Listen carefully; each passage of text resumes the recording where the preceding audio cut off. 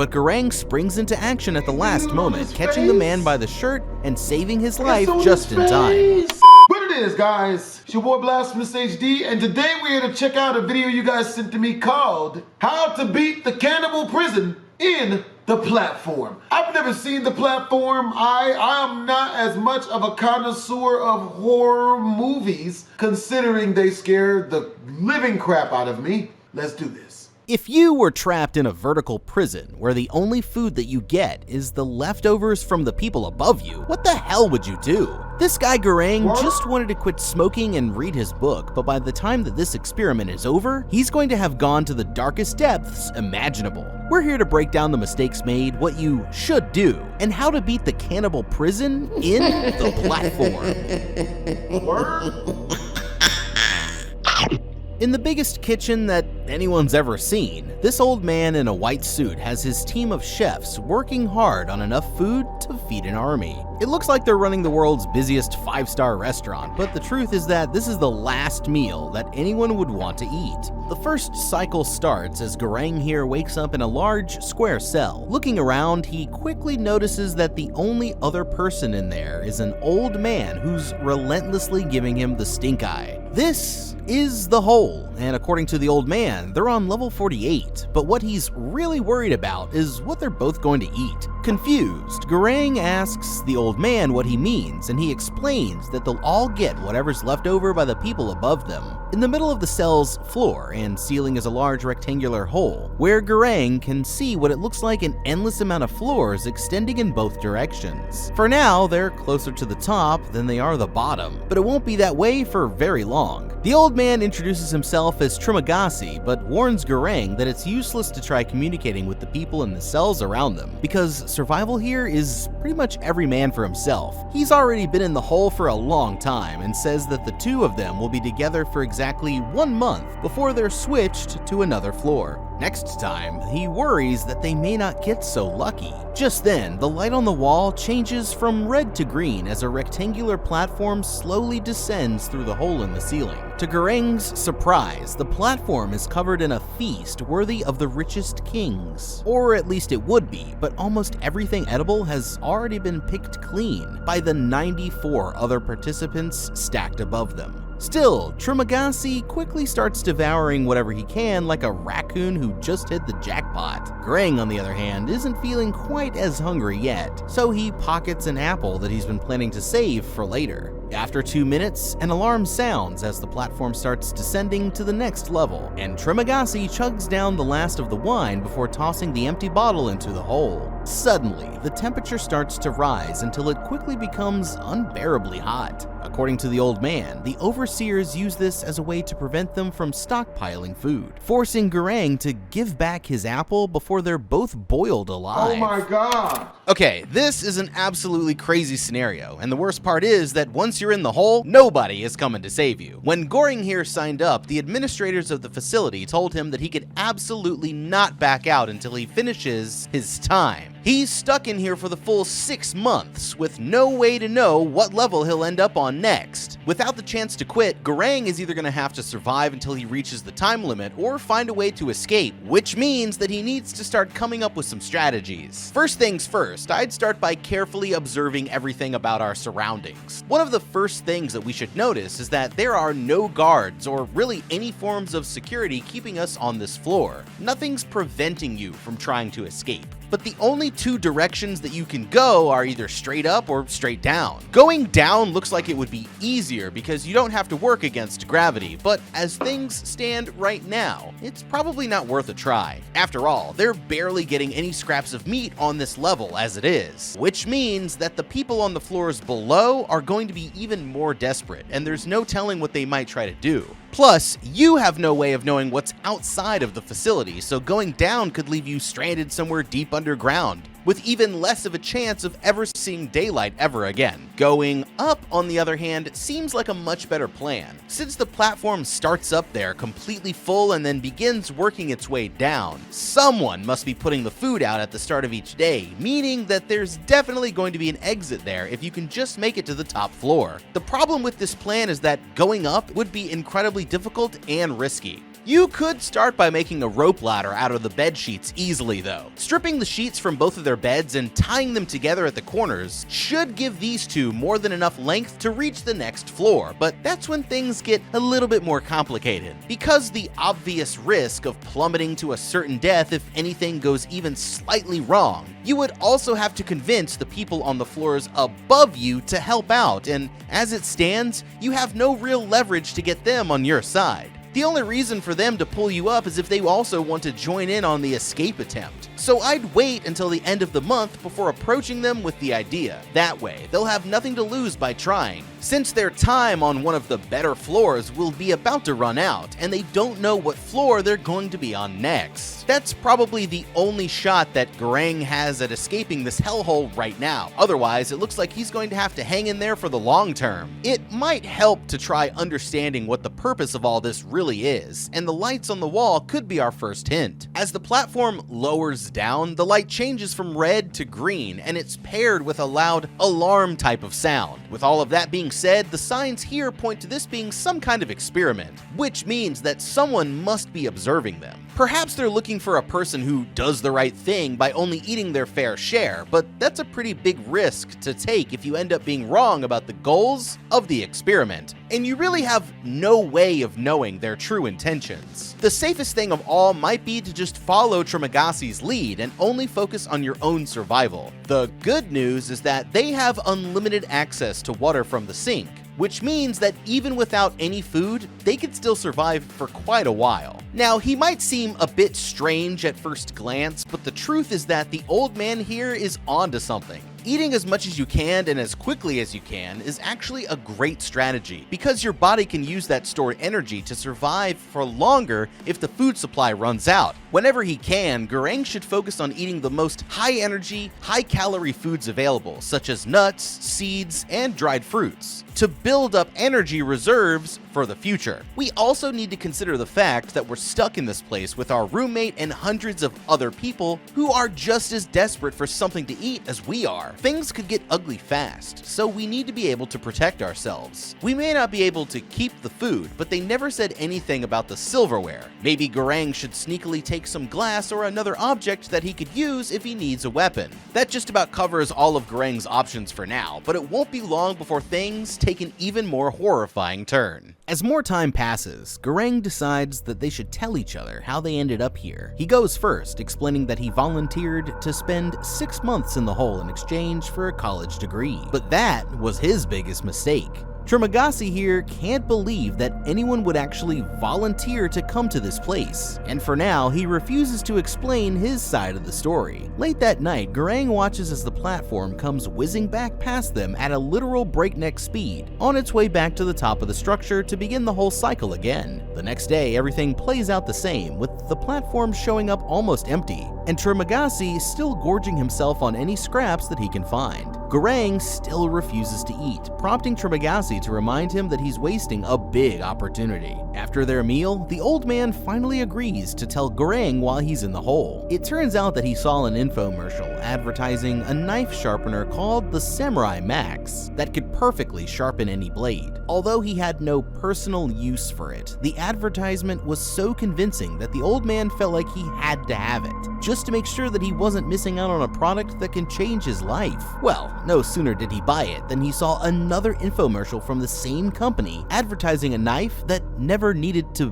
be sharpened, called the Samurai Plus. This finally caused Trimagasi here to snap, and he threw his entire TV set right out of the apartment window, accidentally killing a man who was just minding his own business down on the street below. At his trial, he was offered a choice of either being committed to a mental hospital or serving a year in the pit, which is how he ended up as Garang's roommate. Next, Garang asks how many levels there are below them. The old man can't answer for sure, but he knows from personal experience that there are at least 132 floors, and no food ever makes it that far down. Concerned, Garang decides that they should try getting the others to ration out their food so that the people on the lower levels will at least have a chance of survival. But he's quickly reminded that working together is impossible. All that they can do is abide by the system and pray that they never end up too far down. When they were admitted into the hole, they were each allowed to choose one item to bring in with them. Garang here chose a book, but the old man chose his prized possession,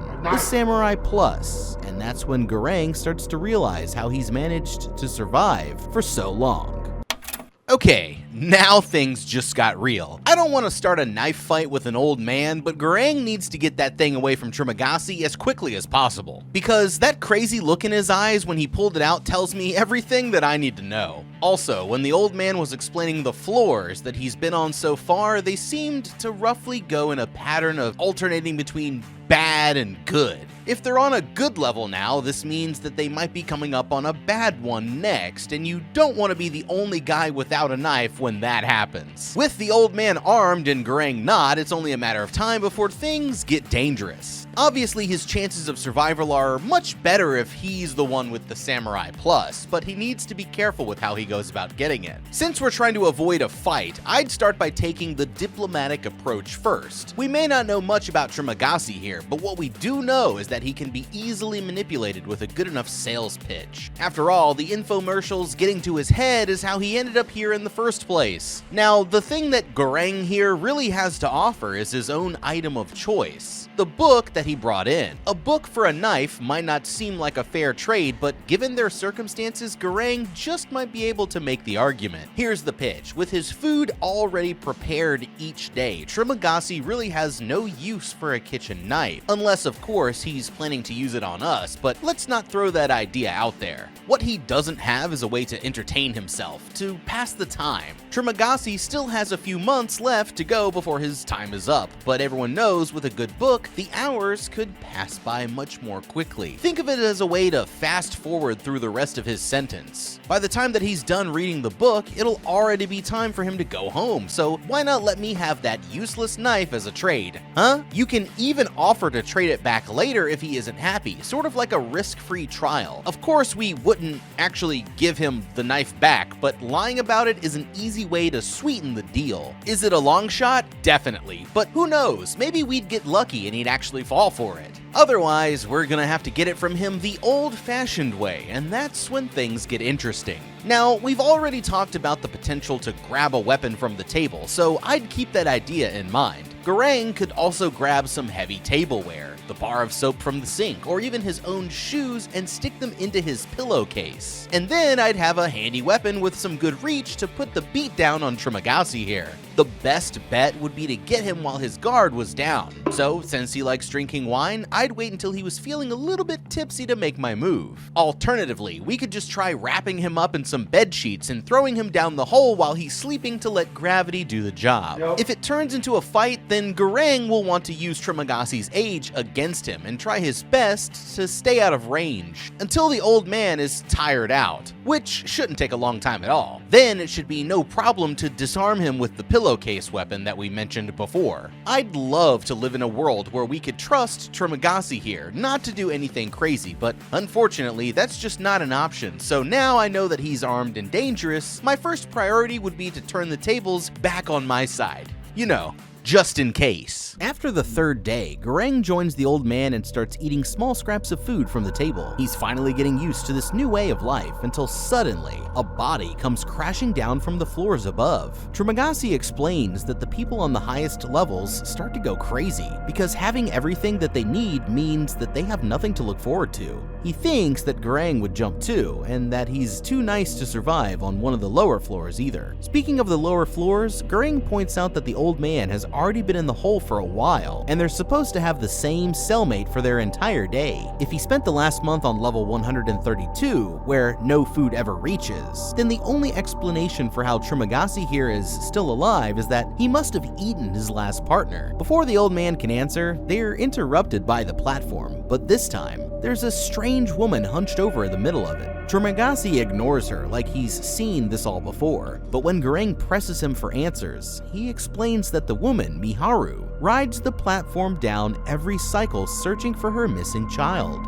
Concerned, Garang tries to offer her some help, but the woman isn't as harmless as she seems. The truth is that she kills her cellmate at the start of each month in hopes that she'll be paired up with her child during the next cycle. Unlike her, Trimagasi confesses that he never killed his cellmate. The man simply finished his time and was let go, but during their stay on 132, they survived by eating one of the bodies that fell from the levels above. Just then, the platform lowers down with Miharu still on it, and the two men on the floor below immediately start to attack her. Horrified, Garang is on the verge of jumping down to help her, but she quickly kills both men with a shard of broken glass, proving that she's more than capable of taking care of herself.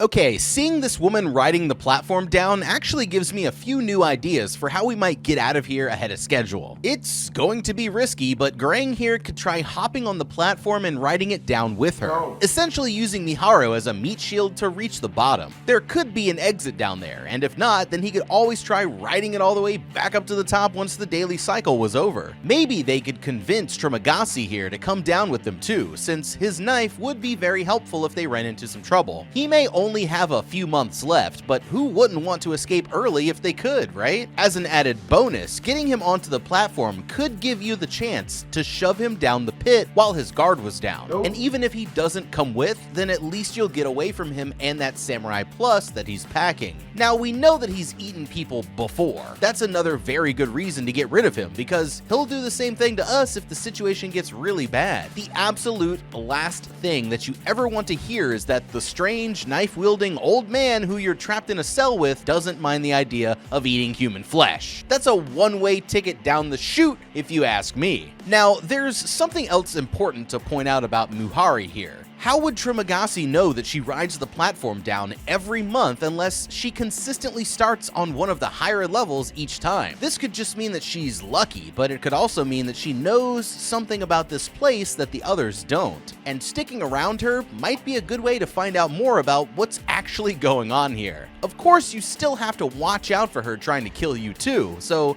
Garang should be prepared for anything if he decides to take the risk. As they continue to repeat the same routine day in and day out, Garang starts to give in to the lifestyle more and more, but he's having trouble sleeping at night. He and Trimagasi even start to become friends until one night when everything changes. The old man announces that they've reached the end of this cycle and are about to be knocked unconscious with sleeping gas. Tomorrow they'll be stuck on a different level, and he doesn't think that Garang will have what it takes to survive. When he finally wakes up, the situation is worse than Garang could have ever imagined. Trimagasi here has already used the sheets to restrain him to his bed, and when he sees what floor they're on, he immediately understands why. They're all the way down on level 171, which is 40 floors deeper than even Trimagasi has ever been before. Being a survivor, the old man knew that they'd eventually turn on each other, so he decided to get the jump on his younger and stronger cellmate while he had the chance. He isn't going to kill him outright though, because that would spoil the meat. Garang begs for his life, but it's no use. The old man has been in this situation before, and he knows that it can only end with them literally at each other's throats. Just then, the platform finally reaches their level, but sure enough, there's not a single scrap of food left for them to eat. Trimagasi explains that he's going to wait for about a week before he starts to eat Garang. When the time comes, he'll start by cutting off small strips of flesh and feeding it to both of them, trying his best to heal his wounds and keep Garang alive for as long as possible. Furious, Garang points out that this would make him a killer, but the old man takes no responsibility for what he's going to do,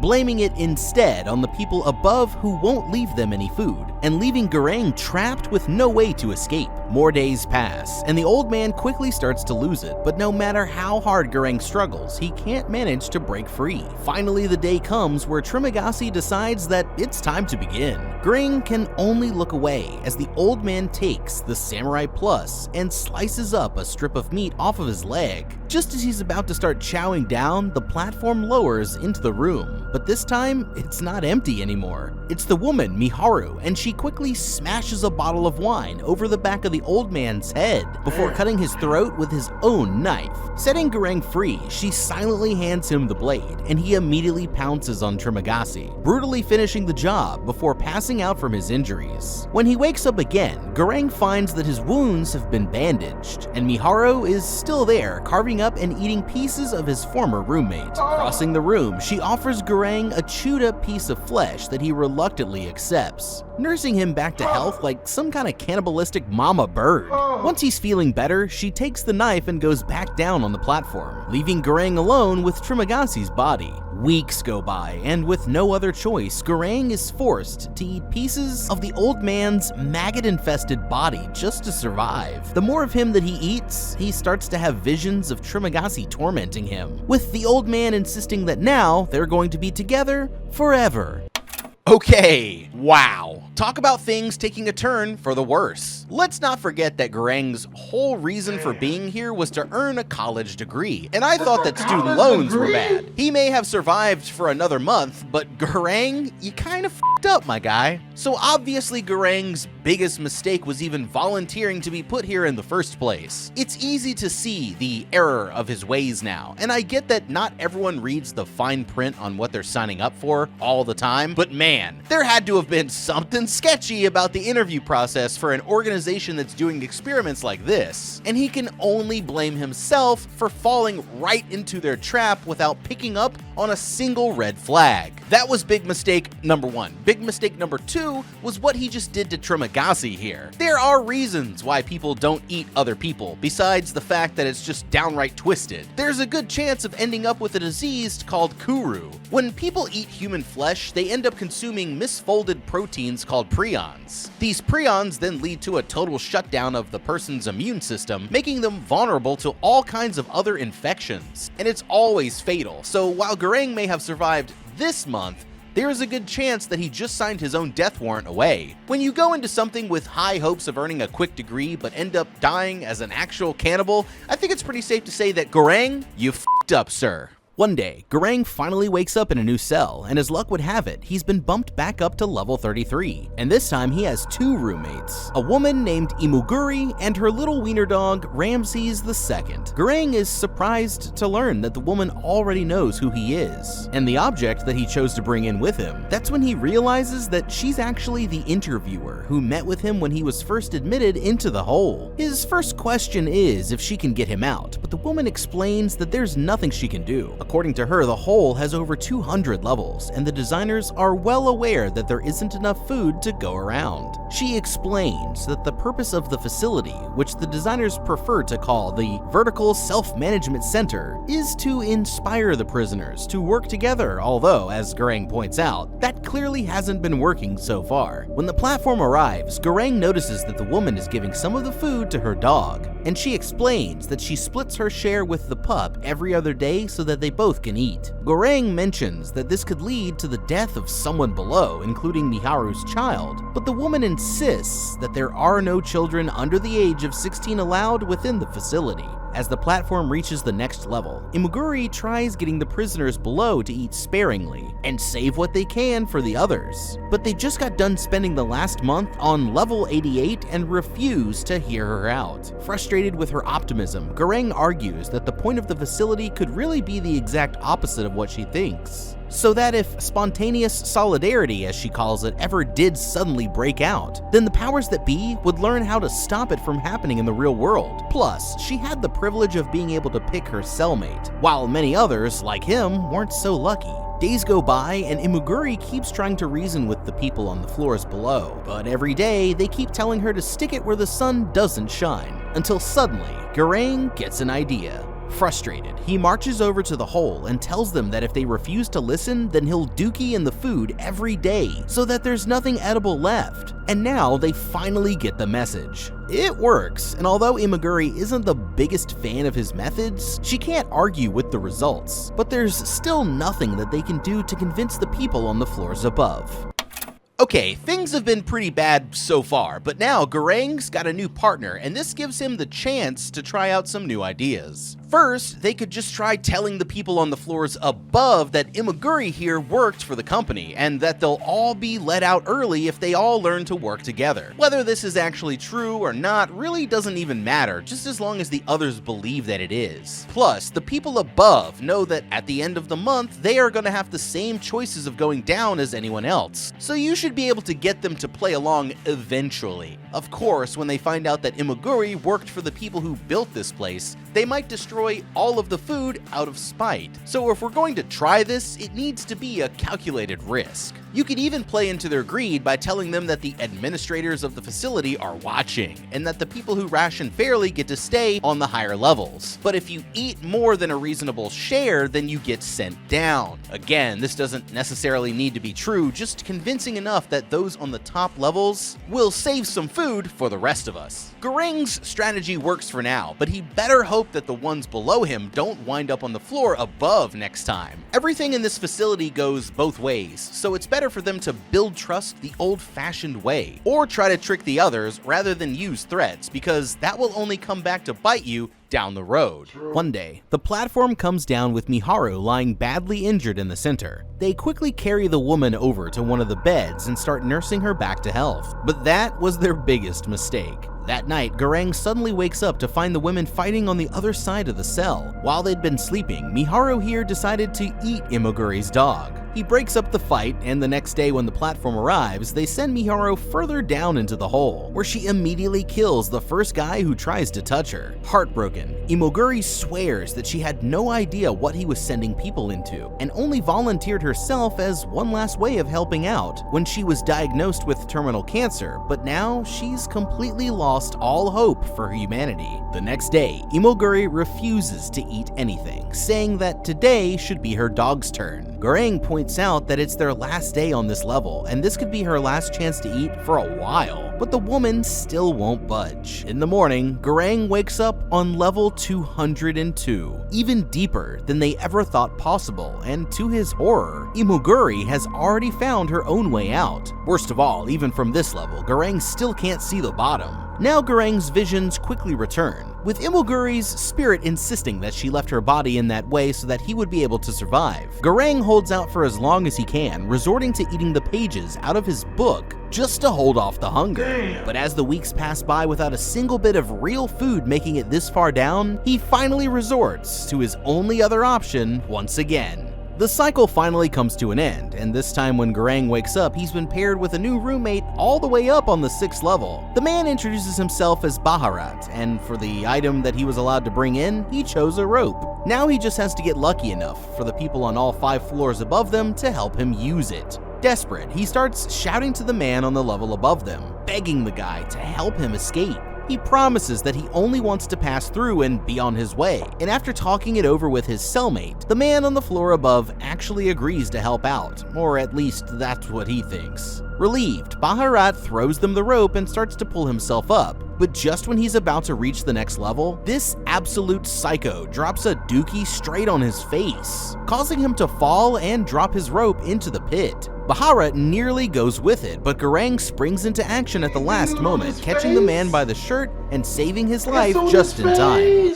Okay, I guess it's time for Garang to get to know his new roommate. He should have earned his trust by saving his life, so Baharat will most likely play along with whatever Garang says, at least for now. Think about things this way. Garang here is finally on level 6, and it's already his 5th month. He can eat plenty of food now to fuel up for whatever happens next, and just stay hopeful that he gets on a good level for his last month of the stay. If not, then they can always try another escape attempt, so for now, I wouldn't be in a rush to go anywhere. With only 1 month left before he gets out of there, Garang has every reason to want to avoid trouble, so that's just another reason for Baharat to trust him. I'd find out how much longer Baharat has left too, because if you both agree to be reasonable and not try any Trimagasi tactics on each other, then Garang can offer him at least 2 more good months while they're still roommates. And that's a pretty good deal considering the circumstances. This close to the finish line and with such great level placement, there's no reason for Garang to take any risks, but he's about to do something that no one would expect. Baharat here starts absolutely tweaking out, mentally broken from being so close to freedom only to have it all go to literal just when he thought he was finally going to get out of there. When the food comes, only Garang goes to the table, but he throws Baharat an apple to hold him over, and they start to realize that they might be able to work together. Late that night, Garang suddenly gets an idea. He wants Baharat here to help him go down. They'll start by building weapons out of whatever they can find, and then tomorrow, when the platform reaches their floor, they'll climb on and ride it all the way down to the bottom, handing out rations as they go to make sure that everyone in the tower has a fair chance at getting something to eat. With any luck, getting food to the bottom feeders might actually finally break the game and possibly set them all free. There's no way that he'd survive it alone, but Garang believes that if the two of them work together, then they just might be able to make the trip. Unconvinced, Baharat points out that they have no way of knowing how far down the pit actually goes, but Garang says that when he was on level 202, he counted how long it took for the platform to return. It's only an estimation, but his best guess is that they'll need to go down about 250 floors. A dangerous and long journey to be sure, but not impossible. If all else fails, then they'll just ride the platform back up to freedom once it reaches the bottom. It's so crazy that it just might work, and Baharat decides that he's in. No. Okay, these guys may be jumping the gun a bit on this one. Their plan is going to be incredibly risky because they have no idea how the people below are going to react, and they could easily end up in a fight for their lives. Part of their plan is to possibly ride the elevator back up when it reaches the bottom, but there's a few concerns with that. First of all, how do they know that the platform doesn't just slam straight into a brick wall when it reaches the top to prevent people from trying exactly this? I mean, it's not like whoever went through the trouble of putting them in this facility is just gonna let them walk out so easily, right? Since they have such a great floor, I'd wait at least until the last day of the month before giving this plan a shot. Or even better, try it next month once they find out what floor they're on next. They could end up on level 1 for all that they know, and then Garang could breeze right through the last month without breaking a sweat. Also, if riding the platform back to the top is even possible, then they'd actually be better off if they were lower down because they'll have less floors to fight through before reaching the bottom. Ironically, this makes being on the lowest level the best case scenario, and I have to wonder if anybody else has ever gotten desperate enough to try this plan. Personally, I wouldn't risk it until next month, but Garang and Baharat here have made their decision, and it's going to be even crazier than they think. The next day, the two of them put their plan into action, breaking bars off from their bed frames to use as weapons before climbing up onto the platform. At the first stop, they encounter two men who Baharat already knows, but Garang refuses to let them have any food, since they're already guaranteed to get more tomorrow anyway, insisting that they don't let anyone get a bite until they've reached level 50. The others don't want to hear it, and for a moment, Baharat isn't sure what to think, but when one of the men reaches for the food, he hits him over the head with a club, agreeing to put his trust in Garang's leadership.